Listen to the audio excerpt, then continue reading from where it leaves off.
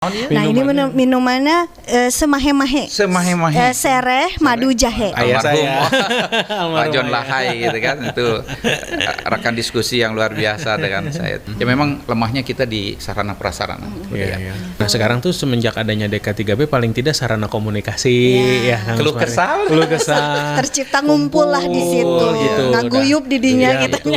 Ya, tapi kalau ilmunya nggak pernah saya pakai karena udah ada dinas perkotaan sendiri. Mahal kita bayarannya ya.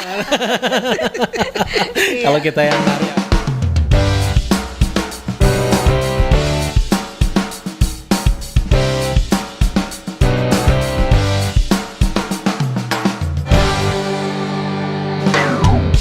Assalamualaikum kerabat sehat, 93,4 KISI FM, Radio Kesehatan Keluarga kembali menyelenggarakan program Friday Talk Show yang tentunya selalu hadir di setiap Jumat pukul 19 lewat video KISI Channel ya. Dan seperti biasa saya Rima Rohimawati ditemani Dr. Yuno Abeta Lahai. Kumaha damang? Alhamdulillah pangestu teh. Iya, hari ini Rebo Nyunda kita temanya akan Sundaan ya. Moho tiasa nyarios Sunda deui. Ya, dengan tema Rebo Nyunda ini kita akan ngobrol-ngobrol tentang pariwisata dan kebudayaan di Kota Bogor. Bagaimana membuat Kota Bogor ini tetap melestarikan kebudayaan Sundanya. Dan kita sudah mengundang Dr. Yuno, narasumber dari Ketua Dewan Kesenian dan Kebudayaan Bogor atau DK3B, Bapak Usmar Hariman. Assalamualaikum Bapak. Waalaikumsalam Teh Rima. Alhamdulillah saya pangestu. Ya Bapak Usmar, sebetulnya saya nih warga Bandung, tapi sekarang sudah jadi warga Bogor. Ceritanya seperti itu. Nah, sekarang kalau misalnya berbicara soal kebudayaan nih Pak, perkembangan pasca pandemik juga kaitannya kemarin sekarang kita masih mengalami transisi tersebut.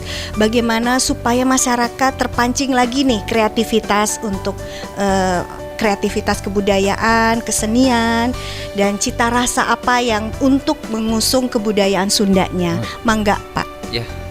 Assalamualaikum warahmatullahi wabarakatuh. Sampurasun, Teh Rima, Dr. Yuno, kumaha damang? Alhamdulillah. Dan pemirsa KISI FM yang Bapak cintai, alhamdulillah dina danget ieu urang tiasa kumpul sadayana. Sundanya. Mantap nih Teh Sunda Teh. Kita campur aja nyo. Campur. Ada translate. Kalau ditanya kaitan dengan apa yang harus kita lakukan, tentu kita harus memulai dari mensosialisasikan kembali semua aturan-aturan yang ada, semua potensi-potensi yang ada, agar apapun yang akan kita lakukan kaitan dengan pelestarian dan menghidupkan kembali kebudayaan dan kesenian di Kota Bogor ini bisa maju. Yang pasti sebelum pandemi Corona ini, kesenian dan kebudayaan di Kota Bogor ini sangat maju pesat. Sekarang mereka mati suri dan sekarang baru akan mulai lagi, Dr. Yuno, merangkak naik ya, dan dengan protokol kesehatan, dengan pendekatan-pendekatan yang dianjurkan oleh pemerintah, kita lagi menyusun dan sudah mengusulkan kepada gugus tugas Kota Bogor, khususnya di bidang sanggar-sanggar, agar mereka bisa mulai melakukan aktivitas-aktivitas online dan lain sebagainya. Nah ini lagi digodok, tapi alhamdulillah tadi saya dapat bocoran bahwa sudah ada perwali ya Dr. Yuno ya, yang nanti mungkin Dr. Yuno bisa kupas lebih jauh lagi. Itu mungkin sementara. Ya. Oh ya, kerabat sehat, program Friday Talk Show ini kerjasama antara KISI FM Radio Kesehatan Keluarga dengan Badan Promosi Pariwisata. Ya. Sebagai ketua badan promosinya ya. Kumaha ya perkembangan. Kemarin teh Dok saya teh dengar tanggal 7 Juli Edu Wisata Kebun Raya Bogor sudah dibuka kembali ya. Nah, ini bagaimana perkembangan? Ya baik, memang kalau dari sisi kegiatan seluruh stakeholder pariwisata ya Pak Usmar ya, saya teh kagok manggil Bapak, udah kebiasaan dari dulu manggil Om ya. Manggil Om karena sahabat ayah saya. Gitu ya. Sahabat. Kita panggil Om saja. Sahabat kental ayah saya. Orang biasa kan Akang. Sarang teteh. Jadi memang kalau tadi juga sudah disampaikan oleh Pak Kang Usmar bahwa memang semua stakeholder pariwisata nih sekarang baru start dari mana. Jadi hotel, restoran, terus juga tadi teman-teman seni, terus kemudian tempat wisata, mall. Jadi ini baru mulai. Nah, event juga sekarang, event organizer baru mulai bergerak nih Om. Jadi memang kita semua sedang menyambut era perubahan baru yang dibilangnya kalau di Jabar itu adaptasi kebudayaan kebiasaan baru. Adaptasi kebiasaan baru. Nah, semuanya itu sifatnya bertahap dan meraba-raba teh. Belum menemukan benang merahnya. Belum menemukan. Ya. Karena memang berubah total kemarin tuh dengan adanya aturan harus jaga jarak ya Om ya, terus pakai masker, lalu kemudian cuci tangan, kebiasaan itu gitu. Biasanya kita langsung hap ya Om. Nah, sekarang nggak boleh gitu. Kena bersih terus. Nah, kaitan dengan salah satu ikon tempat wisata Kota Bogor memang betul Kebun Raya. Kebun Raya nah, sekarang sebagai ikon. Baru mendapatkan izin dan juga keputusan dari pihak LIPI, memang diputuskan kemarin 7 Juli. 7 Juli. Baik Kebun Raya Bogor dan juga bareng Kebun Raya Cibodas. Itu sama baru, ya. Bareng berbuka. Tapi protokol kesehatannya tetap berjalan. Wajib ya, sudah harus. Para pengunjung sudah. Sering ningali anu lari-lari malam-malam ya. Iya. Lari malam bukan lari pagi. Lari pagi udah pasti. Di keliling Kebun Raya itu memang pedestriannya memang tersupport untuk wisata itu. Memang kegiatan olahraga. Olahraganya didukung juga dengan trek-trek untuk larinya ya, aman di situ. Jadi udah mulai lah, intinya udah mulai memang betul. Terkait dengan peraturan wali kota Pak yang kemarin sudah ditandatangani tanggal 2 Juli itu, menurut Bapak seperti apa? Menurut Akang. Kang Usmar. Tentunya ini sungguh baik. Tadi diskusi sedikit dengan Dr. Yuno kaitan dengan adanya perwali. Sebenarnya ini adalah cita-cita kami di Dewan Kesenian dan Kebudayaan. Kita sudah merekomendasikan 10 pemikiran terkait dengan pelestarian kebudayaan khususnya di Kota Bogor dalam menindaklanjuti undang-undang kaitan dengan pemajuan kebudayaan, yaitu Undang-Undang 15 tahun 2017 kalau tidak salah. Kita pun karena Rebo Nyunda ini dicetuskan oleh para budayawan pada tahun 2017 yang lalu, lantas kita support oleh pemerintah daerah.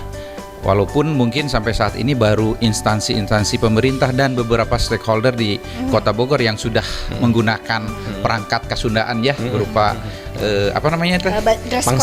pangsi ya, pakai totopong, pakai terompah, pakai kebaya kan gitu. Tapi alhamdulillah lah sudah mulai berkembang. Kita ingin mendorong waktu itu perwali kaitan dengan Rebo Nyunda agar lebih mengakar lagi semua elemen di Kota Bogor itu menggunakan pada hari Rabu. Tapi alhamdulillah sudah ada. Terima kasih. Sami-sami. Terima kasih. Sebagai kalau tidak ada Dr. Yono sebagai ketua badan pariwisata mau muncul. Enggak. Nah, kumaha kulinerna? Kuliner yang digalakan lagi. Nah, jadi memang kalau saya tambahkan sedikit di Perwali 55 nomor 55 tahun 2020 jadinya Om. Memang di situ tuh lebih detail termasuk elemen kulinernya. Jadi memang kalau dulu itu memang hanya terfokus di hari Rabu seolah-olah gitu ya Om ya. Kalau sekarang itu memang Rabunya terus kemudian ditambah. Jadi kami terutama di sektor hotel dan restoran nih Om, kita harus juga memutarkan lagu Sunda. Terus sudah gitu juga. Berarti di sini juga ya? Di sini harus ada.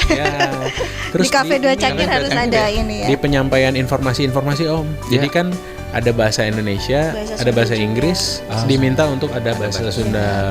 Itu satu juga memudahkan dan melestarikan juga. Dan mengingatkan juga untuk anak cucu kita. Iya, betul. Gitu. Kulinernya juga teh. Jadi harus ada elemen kuliner khas Bogor atau khas Sunda gitu yang memang rutin. Meskipun katakanlah tidak semua tidak nyundaan terus, tapi ada kayak misalnya kalau kita menyajikan mais, itu ada kayak makanan gubukan yang memang khas Sundanya gitu. Nah itu lengkap sekali di Perwali yang baru ini sekarang. Iya, oke tos disayogikeun kuliner tisusan petisserie Cafe Biasa 2 Cangkir. dicobian? Mangga biasa aya urap ketan, bugis, iya, talam pandan, sarang centek Ya manis. minuman naon ya? Nah, ini minumannya semahe-mahe. Semahe-mahe. Sereh madu jahe. Oh, Semahe-mahe dari Cafe 2 Cangkir. Mangga Jadi ikon Kota Bogornya. mangga hatur nuhun. Supaya Iya. ada alternatif varian lain ya. Betul. Pak Usmar ya. Kalau- Iya, Bapak Usmar nih, Ya. setahu saya Bapak dalam periode 2014 sampai 2019 ya. 2018 ya, 19 ya. Oh 19 menjadi wakil wali kota Iya. di Bogor juga. Iya. Mungkin banyak pengalaman-pengalaman Bapak yang bisa disampaikan pada saat Bapak menjabat sebagai Iya, wakil. iya. Jadi geser sedikit ke 10 tahun sebelumnya ya.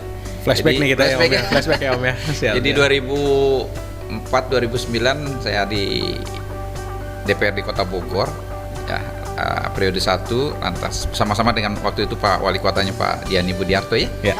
Lantas beliau naik ke 2 periode, saya juga kepilih lagi jadi anggota dewan untuk 2 kali. Jadi 10 tahun malang Dewan, melintang ya, di Om ya. DPRD Kota Bogor.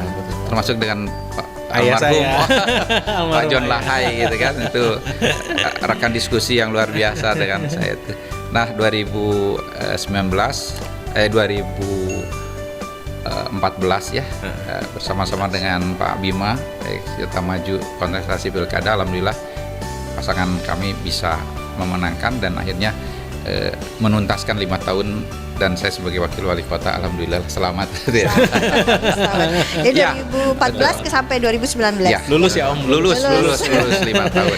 Ya kalau ditanya apa hal-hal yang kaitan dengan masalah kebudayaan atau kesenian di Kota Bogor, tentu yang ini tidak lepas dari terwujudnya Dewan Kesenian dan Kebudayaan itu sendiri pada tahun 2015 yang lalu. Jadi begitu setahun saya menjabat, ada tawaran dari para budayawan dan seniman-seniman di Kota Bogor untuk turut serta mendongkrak ya gitu kebudayaan di Kota Bogor, kesenian Kota Bogor. Dan alhamdulillah dalam peran itu kawan-kawan para seniman budayawan sepakat untuk menentukan pilihan. Akhirnya kita saya pimpin Dewan Kesenian dan Kebudayaan 5 tahun ke depan. Nah, seperti tadi saya sampaikan bahwa di dalam rentang waktu 4-5 tahun kemarin kita telah menghasilkan beberapa produk kaitan dengan kebudayaan dan kesenian itu sendiri, terutama implementasi dari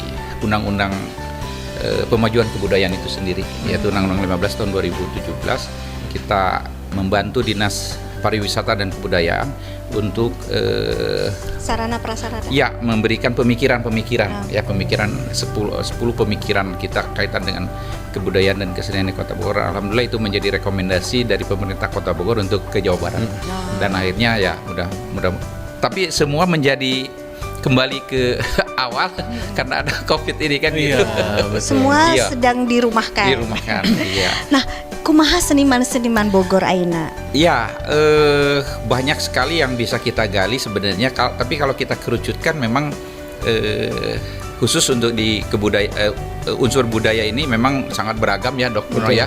Jadi banyak hal yang bisa kita kembangkan kaitan dengan tradisi kaulinan orang lembur ya kan, lantas juga tradisi-tradisi lain seperti kalau kaitan dengan para budayawan Sunda Wiwitan, dia punya tradisi sendiri yang mengakar dari para karuhun Sunda yang lama ya. Jadi itu dijaga, kita lestarikan dan mereka punya wadah sendiri ya. Nah, kalau yang seniman-seniman ya kita banyak sekali kalau di sisi kesenian gerak, olah, tari dan lain sebagainya tidak kurang dari 40 sanggar ya dari Kota Bogor. Dan rata-rata mereka berprestasi nasional bahkan internasional, Dr. Yono ya. Dan ini potensi yang bisa dikembangkan menjadi destinasi tujuan wisata ya.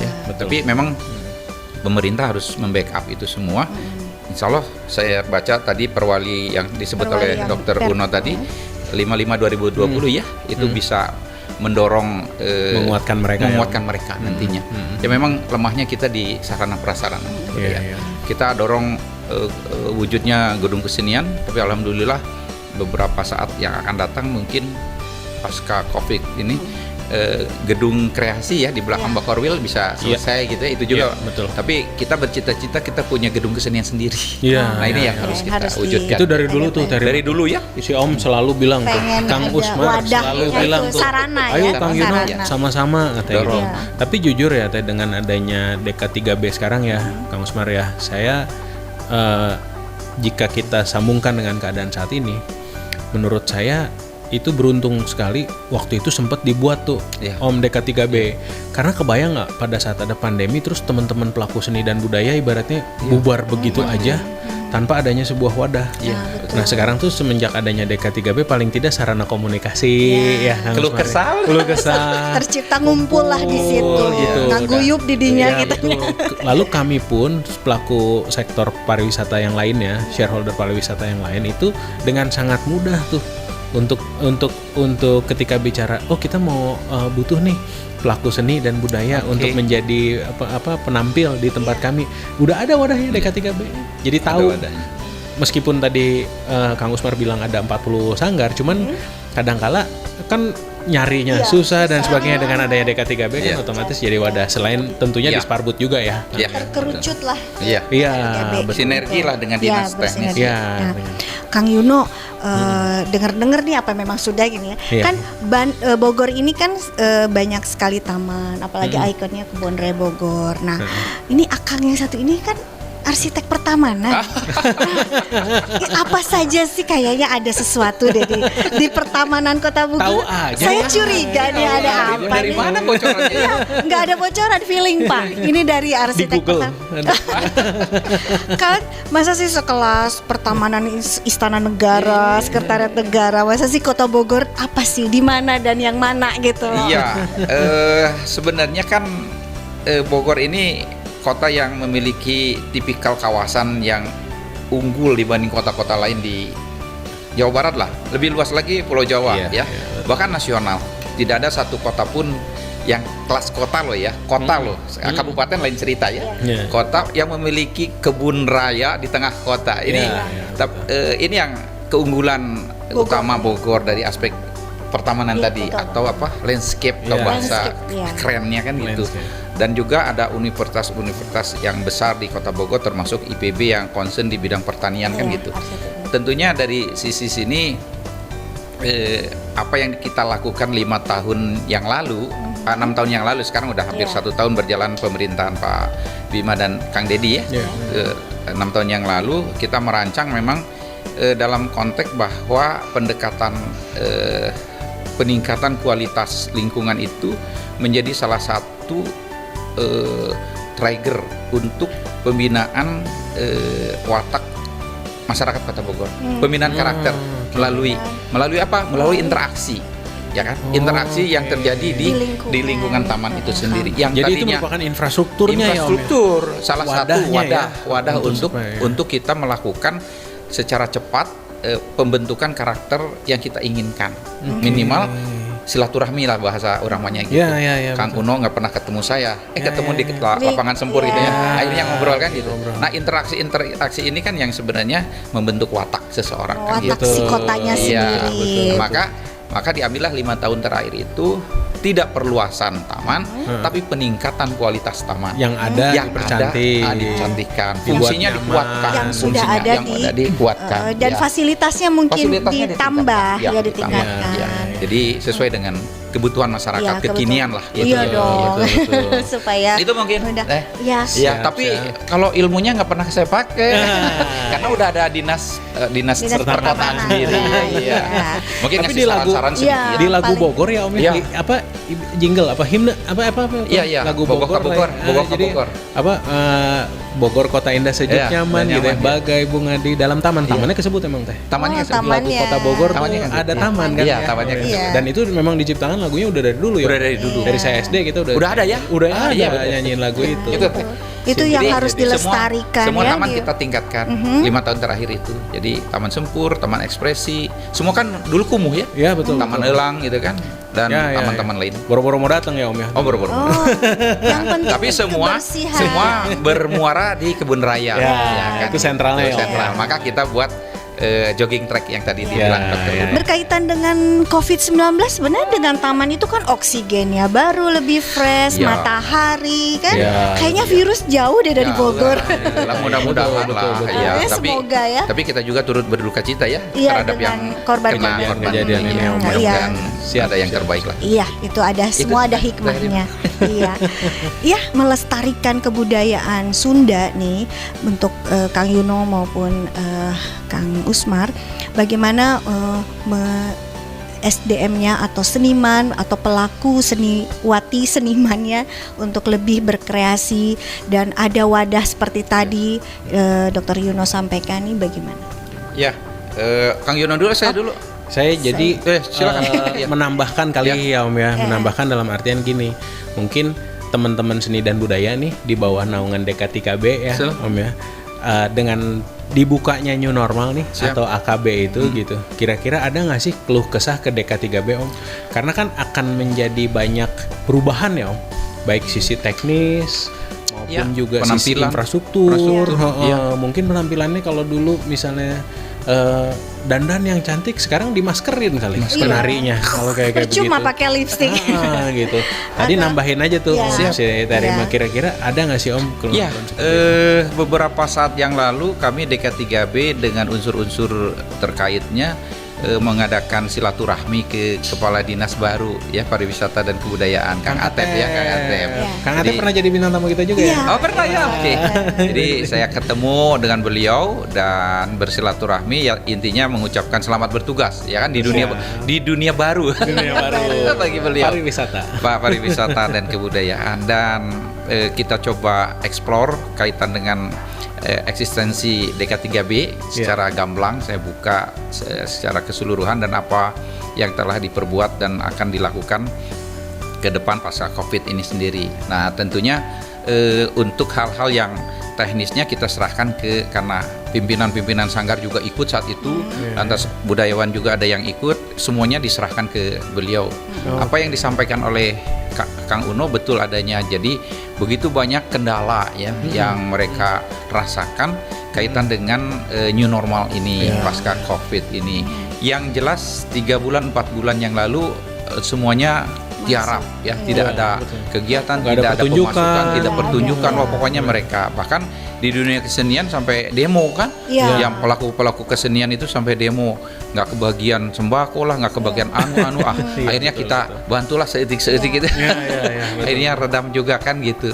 Nah kaitan dengan itu memang khusus untuk di bidang olah gerak ya, tari, sanggar-sanggar, mereka sudah mengajukan protokol yang akan dilakukan kaitan dengan adaptasi baru ini ya kan ke gugus tugas, tapi dan udah diamanatkan ke Pak Kepala Dinas. Mudah-mudahan apa yang diusulkan disesuaikan dengan perwali yang ada, tidak berseberangan sehingga cepat bisa direkomendasikan oleh gugus tugas dan diberikan kesempatan. Tapi mereka dalam keseharian udah mulai. Jadi yang diceritakan Kang Uno ini jadi mulai ada online gitu. Udah jadi penampilan virtual. Kemudian Zoom sendiri mungkin Zoom dengan komunitasnya ya. Kemudian bikin YouTube atau podcast sendiri atau mereka banyaknya sekarang di medsos juga menampilkan. Di sisi itu mungkin Teh Rima memang pemerintah harus membantu membackup apa yang tadi disampaikan oleh Kang Yuno ya. Jadi mungkin sanggar itu belum punya perangkat-perangkat untuk kamera dan lain sebagainya. Internet, tidak menutup kemungkinan hal-hal itu bisa di backup bantu oleh pemerintah atau oleh stakeholder lain berupa kerjasama yang tadi dibilang itu. Jadi gini Teh Rima, kita tuh pernah teken MOU antara DK3B, jadi antara Dewan Kesenian dan Kebudayaan Daerah Kota Bogor bersama dengan Badan Promosi Pariwisata Daerah plus PHRI-nya. PHRI sebagai tempatnya. Kageret terus. Jadi memang kita pernah tuh ber-MOU. Esensinya adalah saya mendukung DK3B dalam hal mensupport para pelaku seni dan budaya untuk tetap bisa eksis dan mempertontonkan pertunjukan seni dan budaya Bogor itu di properti-properti kita waktu itu. Nah, dengan adanya sekarang di new normal atau AKB ini, kalaupun cara atau teknisnya berubah, tapi esensi kerjasamanya mah tidak berubah. Tidak berubah. Ya, paling mungkin berubah dari mekanismenya aja. Mungkin penambahan perangkat ya. Karena kan kalau menggunakan online, menggunakan internet, mungkin dia bisa digelar di sanggarnya masing-masing, tapi di expose-nya bisa di layar lebar di hotelnya kan gitu, sebagai welcome gitu kan. Betul. Mangga atuh bade jaipo kan. Tapi di layar tapi biar ke-shoot. Mahal kita bayarannya ya. Kalau kita yang nari mahal. Jadi mungkin di sarananya kan kalau dulu harus menyiapkan space ya, ruang. Betul. Ruang di pojok, di depan, di mana terserah hotel masing-masing, restoran masing-masing. Minimal kita punya kaca pisulingnya di situ. Betul. Ada apalah degung atau apa gitu kan, tembang-tembang gitu kan, kakawihan dan lain sebagainya. Nah itu ada, tapi sekarang kan tidak mungkin itu, kan? Maka visual dari sanggar satu, sanggar lain gantian lah gitu nanti kan. Nanti badan promosi yang menentukan siklusnya. Tapi hotel nyiapin layar lebarnya mungkin kan. Pengunjung datang tuh udah disiapkan tampilan virtual. Tapi memang betul ya kata Kang Yuno, kita harus lebih kreatif karena misalnya dituntut itu, sangat kreatif karena gini, kalau nari kan harus senyum terus di masker masih. Teka tingali senyumnya ya. Terus misalnya pencaksilat gitu ya, terus jaga jarak deh. Padahal harusnya kan harus fight kena-kenanya. Jadi agak emang protokol kesehatannya memang harus lebih. Ya mudah-mudahan cepat ya selesai. Lewat semua dan itu harapan kita bersama ya Om ya. Karena kan saya juga mendengar tuh keluh kesah teman-teman pelaku seni dan budaya, sampai ada yang side streaming pekerjaannya udah yang macam-macam ya Om ya. Udah yang macam-macam gitu. Tapi memang jujur dengan adanya, saya pernah dengar nih ceritanya nih Kang Usmar, dari salah satu pelaku juga usaha seni nih Teh. Jadi waktu itu Kemenpar menggelar lomba ya Om untuk mengupload karya seni itu berupa seni baik musik maupun penampilan tarian. Nah itu tuh dilombakan, lalu dikirim bentuknya filenya video format. Nah untuk itu tuh dikasih slot tuh waktu itu tuh Om, hanya bisa mengisi kurang lebih sekitar 400 atau 600 video gitu. Namun karena saking work from home ya Om ya, jadi kayak punya banyak waktu, itu uploadan tuh bisa ribuan jadinya. Nah di situ tanpa seleksi dulu ya? Iya, jadi akhirnya diseleksi oleh panitia dengan jumlah uploadan yang banyak. Tapi di situ bukti bahwa teman-teman teman-teman pelaku seni itu sebetulnya tidak kehilangan kreativitas ya Om ya. Karena semangatnya masih ada ya. Semangatnya masih ada. Cuman memang medianya berubah. Jadi di-upload. Memang harus lebih kreatif, lebih sering untuk bermain digital konten. Dan harus mencari-cari link-link mana yang bisa mengangkat kebudayaan kita Kota Bogor. Dan tetap optimis kita ya Om ya. Optimis tetap dong. Jempol lah. Di bawah Dr. Yuno. Intinya selalu berkarya. Amin. Tetap semangat, tetap bersyukur mungkin yang terakhir karena walaupun kita melakukan protokol kesehatan yang ketat, itu ada hikmahnya. Misalnya kita sering rajin cuci tangan, jadi lebih sering mempergunakan tangannya bersih ya, hikmahnya. Kemudian pakai masker, lebih menjaga perkataannya lebih baik bermanfaat yang keluar. Kemudian dengan menjaga jarak, artinya kita sering melihat ke dalam, nggak selalu melihat orang lain keluar. Mungkin filosofinya seperti itu ya. Pokoknya enak mah bala-bala murag, temenang tak Om bilang 5 menit, belum 5 menit, temenang. Iya, langsung buang. Masih 5 menit ya, sudah itu ya. Itu betul-betul perilaku ya, pola hidup yang sehat, betul.